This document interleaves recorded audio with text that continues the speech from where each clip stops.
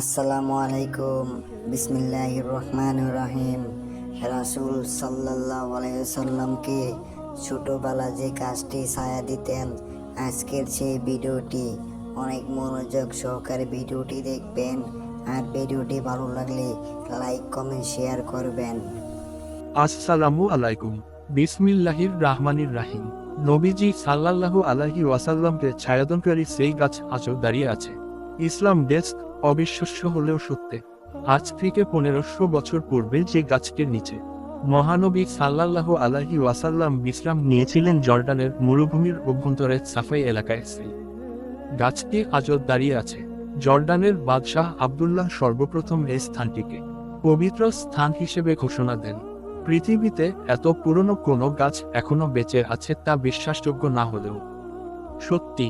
মরুভূমির পরিবেশের কারণে জন্ম থেকে এই গাছটি ছিল পাতাহীন শুকনো, কিন্তু একসময় আল্লাহর হুকুমে গাছটি সবুজ পাতায় ভরে উঠে এবং আজ পর্যন্ত গাছটি সবুজ শ্যামল অবস্থায় দাঁড়িয়ে আছে।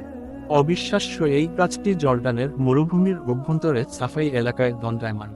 জর্ডানের বাদশাহ আবদুল্লাহ সর্বপ্রথম এই স্থানটিকে পবিত্র স্থান হিসেবে ঘোষণা দেন।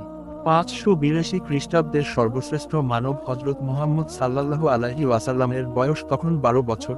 তিনি তার চাচা আবু তালিবের সঙ্গে বাণিজ্য উপলে মক্কা থেকে তৎকালীন সাম্বা, সিরিয়ার উদ্দেশ্যে যাত্রা করেন। যাত্রাপথে তারা সিরিয়ার অদূরে জর্ডানে এসে উপস্থিত হন। জর্ডানের সেই এলাকাটি ছিল শত শত মাইলব্যাপী বিস্তৃত উত্তপ্ত বালুকাময় এক মরুভূমি। মুহাম্মদ সাল্লাল্লাহু আলাইহি ওয়াসাল্লাম এবং তার চাচা আবু তালিব মরুভূমি পাড়ি দেওয়ার সময় ক্লান্ত হয়ে পড়েন। তখন তারা একটু বিশ্রামের জায়গা খুঁজছিলেন, কিন্তু আশপাশে তারা কোনো বসার জায়গা খুঁজে পাচ্ছিলেন না।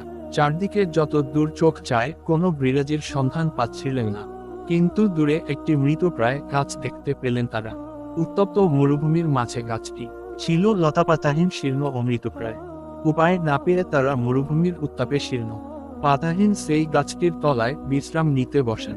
উল্লেখ্য, রাসূল মুহাম্মদ সাল্লাল্লাহু আলাইহি ওয়াসাল্লাম যখন পথ চলতেন তখন আল্লাহর নির্দেশে মেঘমালা তাকে ছায়া দিত এবং বিরাজি তার দিকে হেলে পড়ে ছায়া দিত।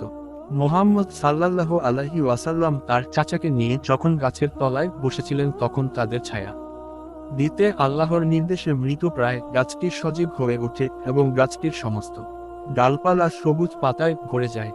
সেই গাছটি বর্তমানে সাহাবী গাছ নামে পরিচিত।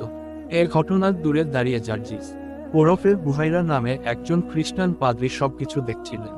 আবু তালিব মুহাম্মদকে সাল্লাল্লাহু আলাইহি ওয়াসাল্লাম নিয়ে পাদ্রীর কাছে গেলে তিনি বলেন, আমি কোনোদিন এই গাছের নিচে কাউকে বসতে দেখিনি। পাদ্রী বলেন, গাছটিও ছিল পাতাহীন, কিন্তু আজ গাছটি পাতায় পরিপূর্ণ। এই ছেলেটির নাম কি?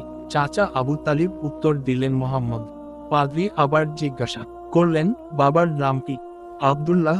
মাতার নাম আমিনা। বালক মুহাম্মদকে সাল্লাল্লাহু আলাইহি ওয়াসাল্লাম দেখে এবং তার পরিচয় শুনে দূরদৃষ্টি সম্পন্ন পাদ্রীর চিনতে আর বাকি রইল না যে এই সেই বহু প্রতীতি শেষ নবী মুহাম্মদ। চাচা আবু তালিবকে ডেকে পাদ্রী বললেন, তোমার সঙ্গে বসা বালকটি সারা জগতের সর্দার, সারা বিশ্বের নেতা এবং এই জগতের শেষ নবী। তিনি বলেন, আমি তার সম্পর্কে বাইবেলে পড়েছি এবং আমি ঘোষণা দিচ্ছি এই বালকটি শেষ নবী। চাচা আবু তালিব ও মহানবী সাল্লাল্লাহু আলাইহি ওয়াসাল্লাম যেই গাছের নিচে বসে বিশ্রাম নিয়েছিলেন সেই গাছটি 1500 বছর আগে যে অবস্থায় ছিল আজও সেই অবস্থায় জর্ডানের মরুভূমিতে দাঁড়িয়ে আছে। গাছটি সবুজ লতা পাতায় ভরা এবং সতেজ ও সবুজ। আশ্চর্যের বিষয় এই যে গাছটি যেখানে অবস্থিত তেমন মরুদানে কোনো গাছ বেঁচে থাকা সম্ভব নয়। গাছটির আশপাশের কয়েকশো কিলোমিটার এলাকার মধ্যে আর কোনো গাছ নেই। গাছটির চারিদিকে দিগন্ত জোড়া শুধুই মরুভূমি আর মরুভূমি, উত্তপ্ত বালুকাময় মরুভূমির মাঝে গাছটি দাঁড়িয়ে থেকে আল্লাহর অসীম মতার ছায়া দিয়ে যাচ্ছে।